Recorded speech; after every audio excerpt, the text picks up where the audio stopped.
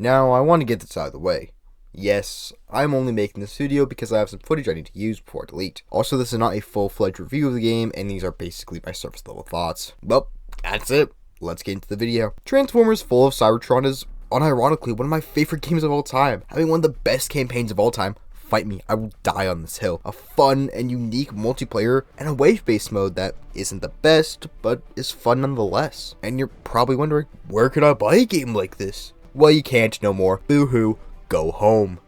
Pack it up, pack it in. Let me begin. Okay, fine, I'll talk about the game. Despite having been delisted in 2017 and the servers being shut down in 2020, the game is still going thanks to the community who will not let this gem die. Oh yeah, I forgot to mention that in 2022, the project Transformers Re-Energized was launched. Led by the YouTuber RoboGamer1HD, this project brought back the servers for 5 Transformers games: Revenge of the Fallen, War for Cybertron, Dark of the Moon, Fall of Cybertron, and Rise to the Darkspark. While all of them vary in quality, Disappointed! It's insane to think that this is even possible. So if you want to play these games online, I will include links to both the Re-Energized Discord server, the Warehouse Discord server, as well as a video to set up everything in the description. The only real bad part about this is that for all the games, Xbox and PS4/PS5 are not available as the time of this recording. So unless you have a PC or PS3 copy of this game, you're out of luck. With all of that out of the way, I should probably start with what I love so much about Fall of Cybertron: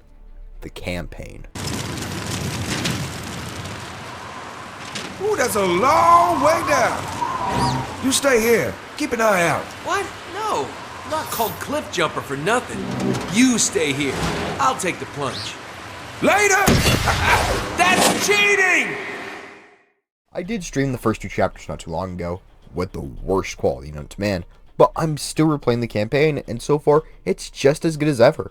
I am having some technical issues with lag spikes, as well as during cutscenes. In the upper middle, there's this line of artifacting that isn't too noticeable, but I don't know if it's my system's fault or the game's fault. Despite that, this campaign is still worth playing even today, so if you do find a copy of this game on a system you own, I 100% think you should pick it up and play it. And that's all I have to say on the campaign. Yeah, this video isn't about the story. No, I think I should talk about the multiplayer.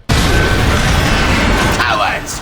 Is there no one left who would challenge this pretender to the throne? Sorry if the footage looks like a literal Insecticon playing. I'm not the best with keyboard and mouse. I'm also not a multiplayer guy, so yeah, I do suck major ass, but I still like the multiplayer. There are 4 classes: Infiltrator, Destroyer, Titan, and Scientist. Destroyer and Titan being the tank classes with more health, as well as LMGs and launchers at the cost of very slow movement. Infiltrator and Scientist are the fastest classes, with assault rifles and shotguns at a cost of lower health. I tend to prefer playing Infiltrator because I want to feel like someone who just did 6 lines of coke and just downed 2 bottles of Jack Daniels. I could go into the abilities, but I've talked enough about the mechanics. This game mode is one of the most unique multiplayers in a sea of generic slop. If you think BO6 is fast, just wait until you try to shoot a guy only for him to turn into a fucking pterodactyl and fly off. The only real problem is that since the official servers have been shut down and the game has been delisted, the only mode that gets filled up is TDM, so that's honestly your best bet to get a decently full lobby. All in all, it's one of the best multiplayer shooters I've played, and the only problem with it is that at the time of the script being written,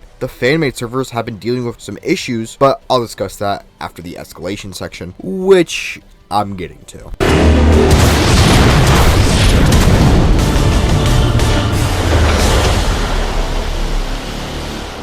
Escalation is arguably the worst game mode, which kinda sucks as I like it. Not as much as the campaign or multiplayer, but I still like it. Of course, it's not completely terrible and awful, it's just passable. It's a game mode that you'd only really play if your friends were tired of kicking your ass in multiplayer. The reason I'm saying all this is because the game mode is very bare bones. Not in the World at War Zombies way, where it heavily promotes replayability, but in the way where after playing 1 or 2 matches, you kind of get bored of it and move on to something else. Which would make some sense, as this game mode feels more like an afterthought. Not to mention the maps aren't really balanced all that well, because all the enemies are reused from the campaign, and the Autobot enemies, more specifically the Titan, feel a lot more powerful than the Decepticon enemies. But I do like this game mode. It's a great time killer with friends, and you get to play as Shockwave, Warpath, Ratchet, and the Combaticons, characters you can't play as in the campaign. And you know damn well, if you play the Sea of Rust map with me and you pick Cliffjumper, I'm tracking you down and killing you in cold energon. Think I'd build something so powerful such as you and not have a way to control it. Now, Sit there like a good pet while I finish my work. Now, like I said earlier, the fan-made servers are having issues due to DDoS attacks. To my knowledge, the attacks are only on the servers and not the players. There's like no big streamers playing this game, so I don't know if someone can get booted offline maliciously or have their device hacked. The servers are constantly down, so if you do get an error like this, just be patient and wait for the servers to come back up. I also don't know if this is a problem with PS3 or not. Now, with all that covered, outro time, bitches. We gotta get out of here! All in all, this game is so fucking good. I have tons of memories of playing this game and getting my ass handed to me in TDM, or absolutely carrying in escalation, or hoping I could have a homie like Metroplex. What sucks the most about this game is that the developers, High Moon Studios, is, right now at least, just another COD studio pumping out COD. Well, that's most likely never going to change. Re-Energize shows us that even if a license runs out, there will still be players who will stop at nothing to bring back a good-ass game. Except you, Rise of the Darkspark. You don't count. Now that that is over, I'm gonna go cuddle with my jazz body pillow. See you later.